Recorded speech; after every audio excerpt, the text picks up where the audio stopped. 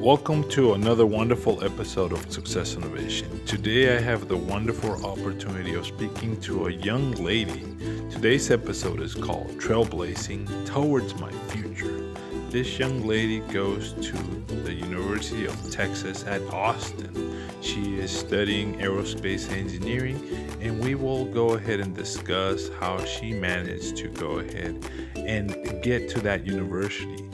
We also talk about what has helped her and how she has managed her first year at the University of Texas at Austin and how she has pursued the aerospace engineering career. We talk about classes, we talk about the scholarships that she's obtained, we talk about the possibility of getting an internship. And I want you to welcome Diana Segura from the University of Texas to today's episode of Success Innovation. Let's get started. Thank you. Welcome back to another wonderful episode of Success Innovation. Today, I'm really happy and excited to bring forth to you another fantastic individual. Her name is Diana Segura. She is an aerospace engineering student at the University of Texas at Austin. She has a very dynamic personality and is moving forward with her studies at this point. Diana, welcome to Success Innovation. How are you this afternoon? I am great. Thank you for having me. I'm No, doing thank well. you. Yeah, thank you for agreeing to being with Success Innovation and sharing your experiences and answering the questions as best as possible so that we can showcase who you are and what you've been through. That being said, can you tell us a little bit about who you are? Yes, of course. So I was born in Belgium actually because of Uh-huh. my father's work. Right. And then I moved to Mexico City when I was around 1 year old because that's where my entire family is from. Okay. Then I was raised there until I was 7. And then when I was 7, I moved to Monterrey, Mexico. And Okay. once I was 13, I moved to El Paso. And I Okay. did middle school and high school. At And El I Paso.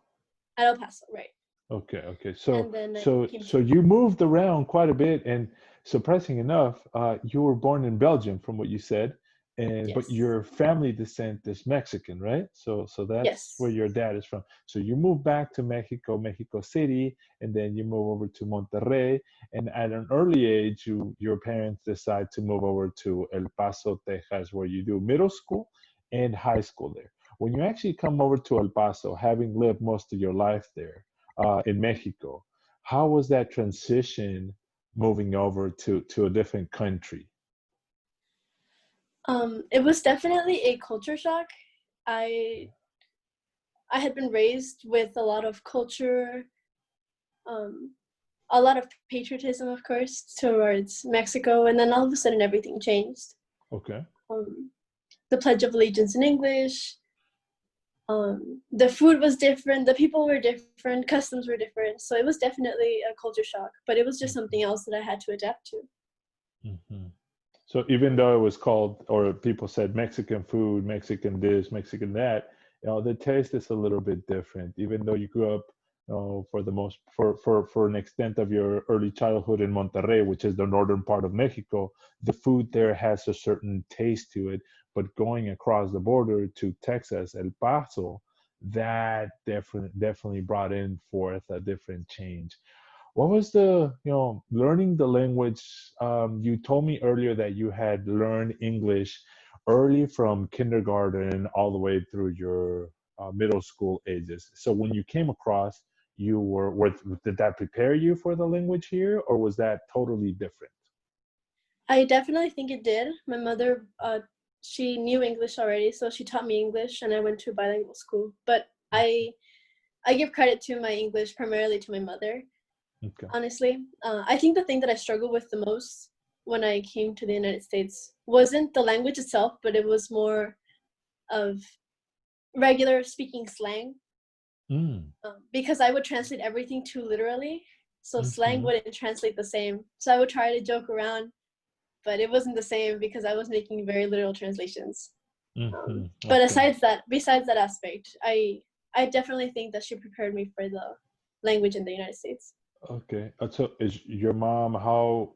How did she prepare you? Was she teaching you at home? And is her first language English or is Spanish? And how did that happen? It's right. It's actually Spanish. Her first language is Okay. Spanish, Okay. but she just raised me with it rather than giving me formal lessons. Just like I Okay. was raised with Spanish, but I actually learned that in school. I was raised with English, but I spoke it so much that I just knew it rather Oh. than like formal lessons in school. I did have that as well, but I definitely think that conversational English is what helped me a lot at home. Okay, with your mom. Your mom was speaking more English at home to a Mhm. certain extent with you. Okay, with you. All right, awesome. Are you an only child or you have other siblings that maybe um, also learned English at the same time as you did? Right. I have an older sister. She is actually 24 right now, Okay, and she also spoke English. I mean, our language at home was still primarily Spanish, okay, but okay, we did speak English okay, growing up. okay. All right, okay. Mhm. So now you're going through high school, and at what age did you actually, you're right now you're pursuing an aerospace engineering. How did you decide to pursue engineering and in particular aerospace, being so many engineering majors and degrees available out there? Why did you gravitate towards aerospace? Right. So, engineering, I primarily started leaning towards engineering in high school. I joined our robotics team. It's our VEX robotics team. And Okay, that's where I learned a lot of technical skills. I learned how to build a robot. I learned how to wire a robot, how to drive a robot, how to code a robot. Well, that was a bit self-taught. I had to do a lot of research to learn how to code the robot itself. But for the most part, there was a club there that I could use to my advantage to learn those technical skills. hmm, So that definitely made me lean towards engineering. Before that, I okay, was already predisposed towards engineering because I always liked taking stuff apart at home. I was a very curious kid. I okay, played with a lot of little toys that would make me think puzzles and things of that sort. okay, So I had always leaned towards engineering, but aerospace engineering specifically, I think that definitely comes from the cliche of a space fascination.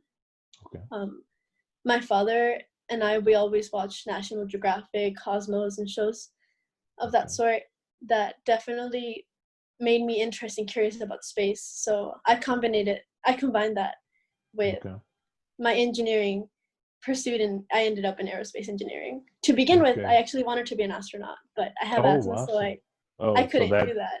okay, all right, okay. Right. Well, you never know. You never know. I mean, you might end up being an astronaut with a research background and just go in there for like a space, space orbit and then come back down. I don't know. That might Right. happen. You're living in Texas, so that is close to Houston, or that is close to a location where NASA has some stuff in there. Have you ever visited their sites or no? Yes, I have. I actually, my sister moved to Houston Okay. when she finished her college education. And as soon as she moved to Houston, I actually bought a pass to the Space Center. So one of those Okay. yearly memberships, I was very excited. Okay. Um, All right. so I definitely have been there, and I go there, and even though I've seen everything a couple of times, I still walk around. It's just fascinating. So It's I better have. than Disneyland, right? It's better than No, for Disneyland for sure. For sure. me, at least, it's very subjective. Right. Yeah, for sure. So when you go there for the very first time, what was your thought? And what age, how old were you when you actually went there? I actually just went there last year for the first time. Oh, really? Okay. Okay. All Yeah, right. But because my this is, sister I mean, just you had already you've already been at the University of Texas in Austin, so you've already declared your major as an aerospace. So it's not like that just made it uh, an easier decision to make, right? um I visited it last year actually, around the time I finished my application for UT. It was after I submitted my application, but I had already been at the college looking for a college to go to. Okay. So Okay. that decision was already made. It just reinforced Okay. it. Okay. Fantastic. Fantastic. So you applied to University of Texas at Austin. Did you apply to any other universities, and why? If not, if so, why did you end up selecting University of Texas at Austin? Yes, I did apply to other universities, But I definitely thought GT Austin had a lot of the aspects that I wanted in a university.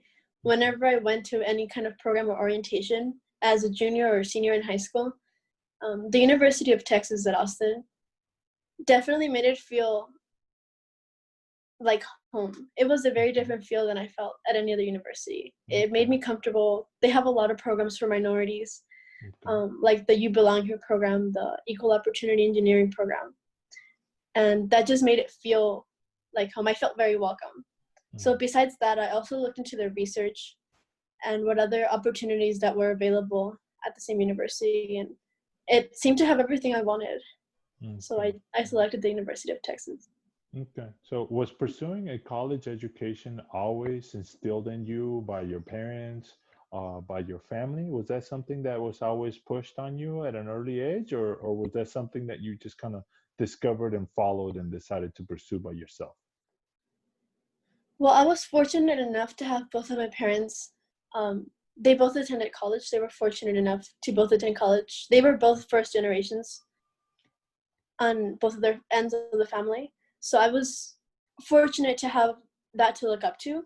It was never necessarily pushed on me because I guess it was always expected, but in a nonverbal way. I just thought that that's what was next for me. But I was very fortunate to be able to think like that and to have that opportunity. Okay. Okay. All right. Fantastic. Awesome. What do you right now that you're, at UT Austin, University of Texas, Austin, do you belong to any student organization? What are you doing other than your scholar classes and whatnot? Are you doing something else besides that, or are you just focusing on school, going to classes virtually or physically, whatever it is that ends up happening? Or are you also doing extracurricular activities, and if so, what are they? Yes, so I'm actually doing a couple of extracurricular activities. For one, I am in the Society of Hispanic Professional Engineers. Okay. That is the community that I was looking for when I got to UT. I just wanted a community of Hispanics, just for it to feel like home. Everybody searches for something that makes them feel at home in a big university, and that's what I found that made me feel at home. Okay. So I participate in SHIP, that is the abbreviation. Also, I participate in the Texas Spacecraft Laboratory, that is my research group, and that I help develop software for a small CubeSat that is in orbit right now, or at least we're trying to. It's very challenging. Okay. That's more problem solving, but it's less social than SHIP Right. and less professional and more of technical, I would Okay. say, since it's Okay. research. So And how did you actually fall or find that group of the QSAT? right, so actually, remember how we were just talking about things that I looked for in UT Austin? I did a lot of research when I tried to select the university that I would attend. And I ran into that program about 7 months before I applied. I finished my application for the university. And I knew that I wanted to be a part of this program since long before I completed my application.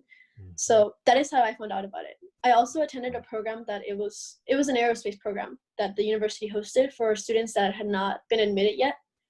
And they exposed me to several different aerospace opportunities, like clubs and research opportunities. And that's where I also got to see, or at least talk to somebody about Texas Spacecraft Laboratory. Fantastic. How long was that exposure program at the university? Was that one day there and back, or was it an overnight for a couple of days, or how was that? And what was your fondest memory off of that experience? Right. Actually, that was a one day event. It was only a couple of hours, but since I came from El Paso, I actually had to fly and spend the night before, and then go through the day and spend the night again and then fly back, just Okay. because I come from so far. Okay. Okay. All right. Fantastic. Yeah. And then what has been your experience working in that team so far? Right. So in my TSL team, It has definitely been an experience because I had never been exposed to anything of that kind. Mhm, It is very, I mean, it says it itself, the name research, but mhm, it is definitely a challenge because we have one big problem that we need to solve and nobody's telling us what to do. We have to figure it out. So we talk to different professors, we talk to um, already professionals on the work field. Um, it's a lot of reaching out and seeing and talking to people that may have more resources than we do and combining what we know versus what they know and trying to find a solution. So it's just a lot of collaboration. okay. Mhm. Is this project an ongoing project? Does it have like a start and finish date? And how does that work? Right, so this specific project is ongoing, but we might lose signal with the CubeSat that is already orbiting space. Mm, So it may end before I'm able to go back to school because we only had a couple of months left with the okay, signal. okay. With the communication that is, we only had a couple of months left of the communication with the satellite, but since school was shortened, those months may be from here until school starts again. So we Mm, may not be able to communicate with it again. So then I would just mm. start working on a different project. Oh, okay. So there's Mhm. different funding and different projects that kind of pop up as you go, but it Right. is Mhm. a continuous club. Okay, fantastic. Yes. How have you been able to leverage some of what the connections that you've made through SHIP, the student organization, to also collaborate and connect some of the connections you've made with this other QSAT project? Has that kind of merged together or not too much? It hasn't yet. That would Okay. definitely require me to be a lot more involved, but I thought that this semester, at least since it was my first semester and this my second being cut short, I didn't want to overwhelm myself with too many things either. That way I could do everything that I was doing well. Mm, But I mhm. definitely see some sort of collaboration hopefully happening in the future. At Okay. least for Ship to get some kind of exposure to what we do, I think would be pretty neat. Mhm. Okay. Do you believe that your high school education prepared you for that transition over to a college level of setting, or are you still trying to adjust? What was the biggest surprise when you actually stepped onto a campus in a class for a first time? I definitely think that high school helped in that transition, Okay. but I don't think that it fully prepared me for the rigorous expectations that college has. Okay. Everybody comes, I mean, college is just one big cluster of so many different demographics put together. So there are so many people that are so far ahead of me and know things that I couldn't even imagine, and Mhm. I feel like maybe I don't belong there. But then there's people exactly like me that just feel confused at the beginning and that are just intimidated. Because that's how I felt. I felt very intimidated when I just started. Okay. Because What do even you? though I had exposure to certain things, some people had way more. Okay. What do you think has helped you cope with that, imposter syndrome of I don't really belong here, to the now shifting mindset of okay, I do belong here. That I see starting to happen at this point. What do you think that has been? What has made that happen? I definitely think that what has helped me has been talking to the mentors that I have at UT and people that know a lot more than I do because I just got there. I needed guidance to begin with. So talking to Mhm. people that have been there longer, that understand what I'm going through because they went through it years ago, helped a lot. Also using my resources. The UT has a CMHC. It's called a the shoot. I forgot the name. Okay, Um, that's fine. Like a is a student resource counseling. group or counseling It's a center of research. sorts. Right. Okay. It's a resource center for mental health, and that is Okay. very helpful with any sort of doubts that you start having with yourself. Okay. Okay. I definitely utilized that when I started having imposter syndrome, Okay. and it's just people that talk to you, and you just have a conversation. It's Um, very helpful. was it, it is, you bring up the imposter syndrome and the mental situation where you start questioning, do I really belong here? Some people cannot really discern and figure out, hey, something's wrong with me. Do you see that that happens to a lot of students? And what would you recommend to students that are kind of going through that phase? The first step is always to recognize, and then follows the acceptance. How? But the acceptance is the hard part. What would you suggest to really accept that you're going through a hard, difficult mental situation? What I would recommend is talking to your friends and to your peers, because I kept it to myself for a very long time. And as soon as I opened my mouth and said something to my friends, they told me I feel the exact same way. So if Mm, everybody feels the same way, then do you really not belong somewhere where everybody feels intimidated? Everybody's mm, feeling anxious and uneasy at the beginning. right. So it's just completely normal. But because we are not open to talking about these mental issues or just these stigmas, people feel very lonely about it. So I would definitely recommend just voicing it out to your friends and talking to mentors, because that's what helped me get through it. Okay. So, you also mentioned that you're part of SHIP, Society of Hispanic Professional Engineers. How did you find out about that organization at UT Austin? Was it something that was already presented to you at the high school level, where you guys had a SHIP junior chapter there, or did you actually find out about it after you enrolled in UT Austin? How did you start joining events and participating in that organization? Yes, so I was actually a part of our SHIP junior chapter. It actually started while I was still in high school, but it Okay. was definitely not as active as the one in UT Austin. Okay. In UT Austin, I found out about their chapter again in those events that I would go to where they would really promote the You Belong Here program for minorities.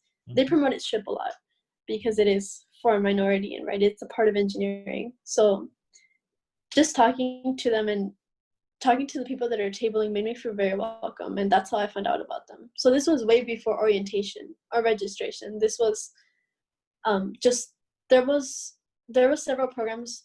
One of them was mites. It was my introduction to engineering, and during that program they did present ship to us.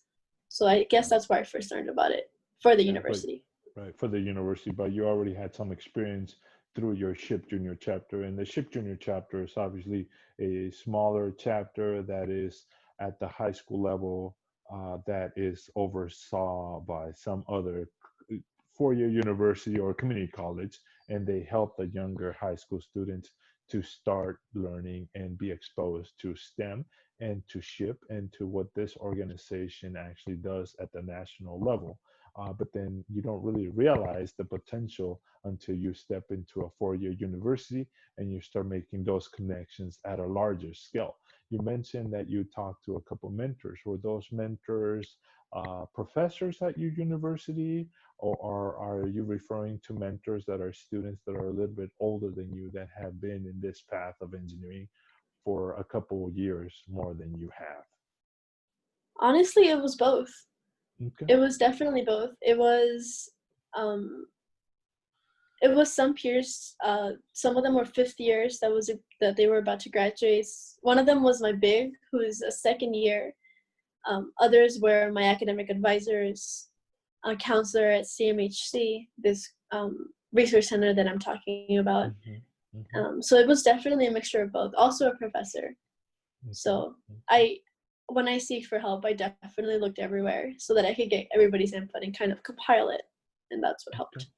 Okay. So you're relatively new to your college, but what do you think is helping you the most to succeed in your college years to achieve that graduation goal? What do you think is helping you at this point?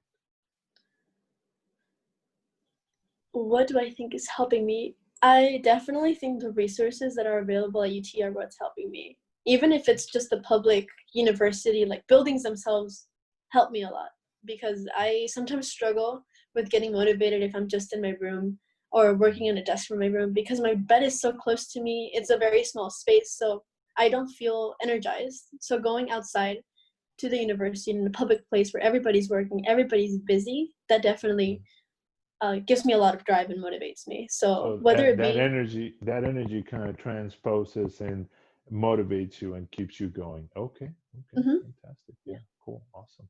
Yeah. So right now you mentioned that you're in your room, and for those who are watching, this interview is being recorded via Zoom. And right now, as you know, there is a situation. We're in April 2020, the year Mhm. 2020, and there is a pandemic. So what she mentioned is the fact that, school has essentially been halted and canceled to Mhm. physical locations. It is remotely accessible, and that's why she's doing remote learning from her own bedroom. So I think that's what you're referring to, correct, Diana? Yes.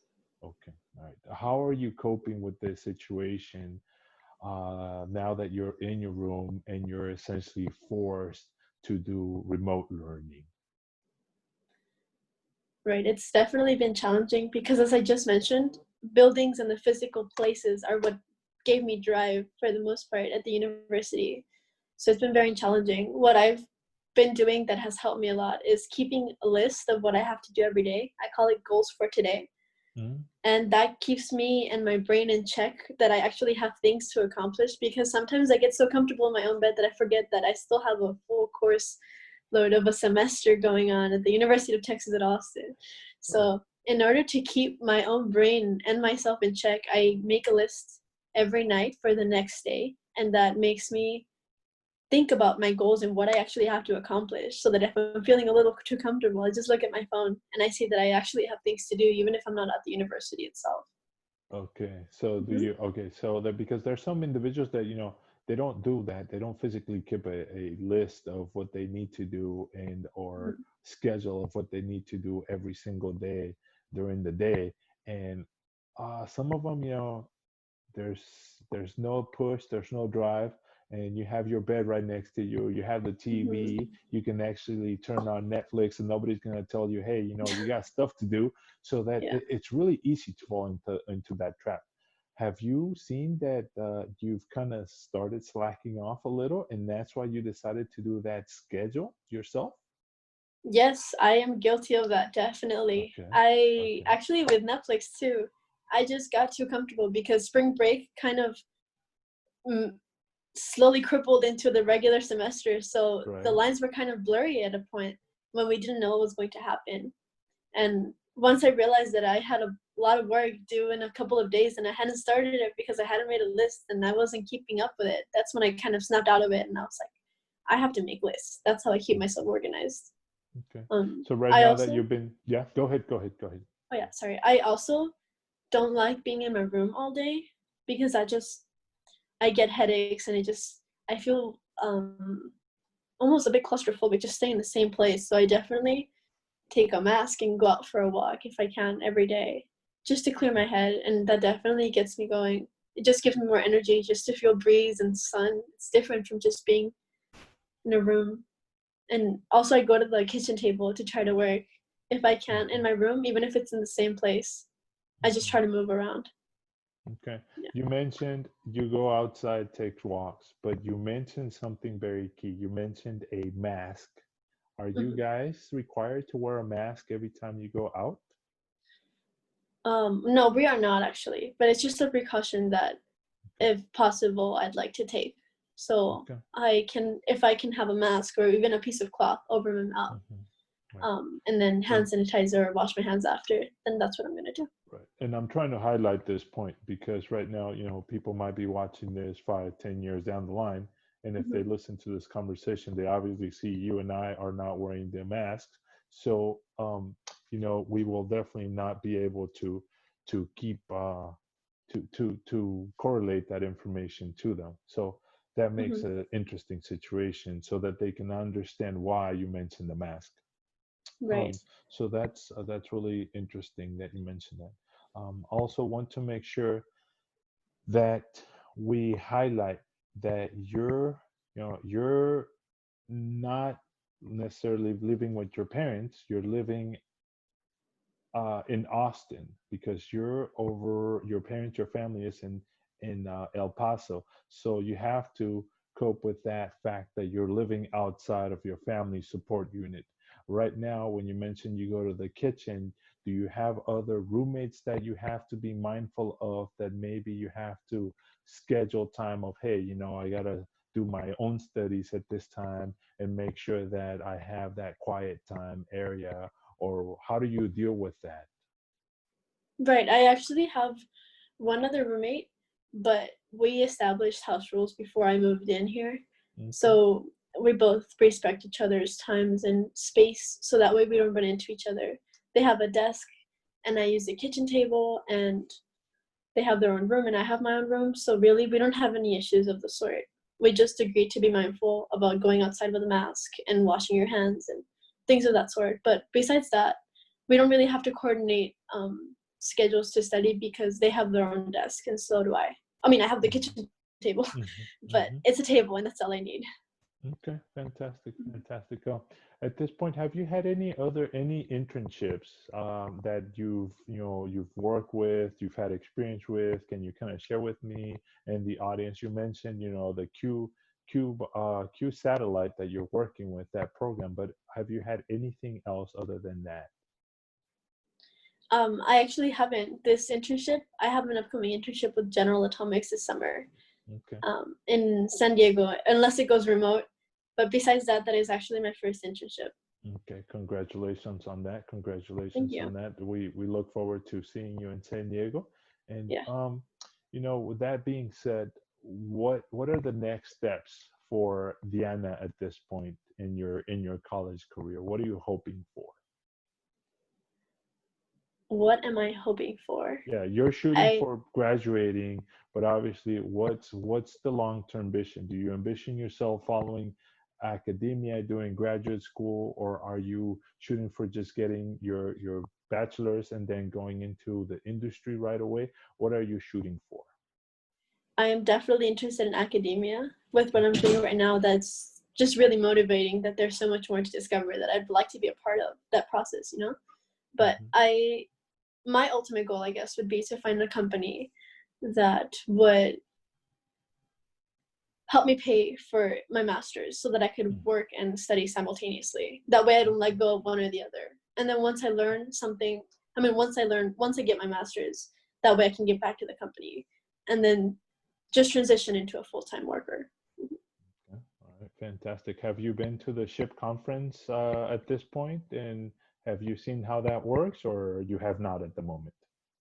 I have actually been to the regional conference, but the Okay. national conference I haven't because it happened as soon as I started school. So that was too sudden for me. Okay. Okay. All right. So I'm pretty sure that in over the next couple of years, your mindset will start changing, and you'll definitely start seeing how that works for the national conference. You'll definitely be exposed to a larger number of companies that go there, and you never know, you might actually find an industry job that allows you to pursue exactly what you said, to actually pursue a career and get paid to come back and do a master's of sorts. Um, what do you believe your superpower to be at this point? My superpower Yes. of what sort? If you don't have a superpower and you wanted to select a superpower, what would it be from any superhero, like fast speed, or reading minds, or being invisible, or maybe you can connect with people really well? What do you consider yourself to be having a superpower? Or if you don't have a superpower that you consider, what would you select off of the superheroes, and why would you select it? That is a very interesting question. I think if I could have one, because I don't believe I have one yet right Okay, now, it okay, would be maybe reading minds okay, because besides the fact that I'm very curious, I definitely think it could help me maybe relate to people better, maybe okay. have an insight on what they're thinking and create a greater connection with them that way. I'm not Okay. sure. All right. Fantastic. Yeah. That's awesome. That's awesome. So reading minds would be something that you select just to be able to read and see what people are thinking, and then you can kind of, tackle that a little with more clarity as to what you would do and what you would say, or who you definitely watch out for, depending on what they're thinking about who you are as an individual. That's interesting. Do you Mhm. have any particular books, movies, or podcasts that you currently listen or have listened to that you believe have deeply impacted your life, and you wish that other individuals would benefit from by taking a look at them or listening to those? Can you share any of that with me? Hmm. I definitely like the book The Stranger by Albert Camus. Mm-hmm. Um, Right. it's a book about extensi- existentialism. Existentialism. Mm-hmm. I have trouble pronouncing that word. Um, it's not explicitly mentioned in the book, but the journey that the main character takes revolves around that topic. It's a very, very good book. I definitely recommend anybody would read that. I've read it a Right. couple of times. Yeah. Yeah. So The Um, Stranger by Albert Camus. Yes, it is a very, yes. very interesting book. Thank you for sharing Mhm. that with us. Right now, Yes. I think that you have been a very successful individual. The fact that you came over from Mexico, did middle school and high school, and then you transitioned over to UT Austin, and you are pursuing your aerospace engineering degree. But right now, what is your definition of success?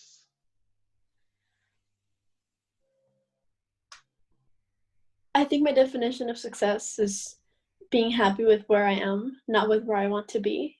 Because if I label my definition, this is a problem I ran into last semester. If I label my definition of success as something that lays in the future, then I will never feel satisfied. So right now, my definition of success is that my mental health is well, that I am learning, and that I am healthy. That is Okay, that is success for me right now. It's going to change and evolve as time goes of on, course. but for right now, Right. that is definitely my definition of success. Okay, so always stay learning and be healthy mentally and physically. That is a wonderful definition of success. Thank you so much. That being said, and this is the last question of the interview, I really enjoy this question a lot. And if you could go back to that 12-year-old girl, right, as soon as you're kind of essentially crossing over the border from Mexico, Monterrey to El Paso. Right now, I think you're 19 or so, right? 19, 20, somewhere around there. Right, What 18. would you, okay, 18. What would you actually say to that young girl at the age of 12 as soon as she's crossing the border? If you had about 2 minutes, what would you share with her, like 2 or 3 pieces of advice? That is a great question, actually. I would I would definitely tell her to not hesitate. I definitely it was always instilled in me that I could do whatever I wanted, but when I moved here, I hesitated because I wasn't in my comfort zone anymore. So I would tell her to not hesitate, to keep the same mentality that I had always had. Okay, okay. So Um, don't hesitate and keep your same mentality that you've always had. Those are great right. pieces of advice. Yeah. Thank Hmm. you so much. Yeah. This has been a wonderful interview with me and you, trying to get to know you a little better. Thank you so much for the time. To the audience, once again, this has been Lázaro Herrera from Success Innovation. Thank you so much. I will see you next time. Have a wonderful day. Bye bye. Thank you. Thank you so much for watching another wonderful episode of Success Innovation. I hope you learned so much from Diana Segura, who attends the University of Texas at Austin, how she managed to get into the university, the first internship that she has obtained with General Atomics Aerospace Systems Integration, and what she believes she can achieve in the future, the organizations that she belongs, how she discovered the ship, and what ship actually does. We also talked about the project that she is taking on with that internship with the satellite QSAT project, and how she's managed to go ahead and handle mental health and stay safe through this whole ordeal. Thank you, Diana Segura. Thank you to the audience. This is Lázaro Herrera from Success Innovation. See you next time. Bye bye.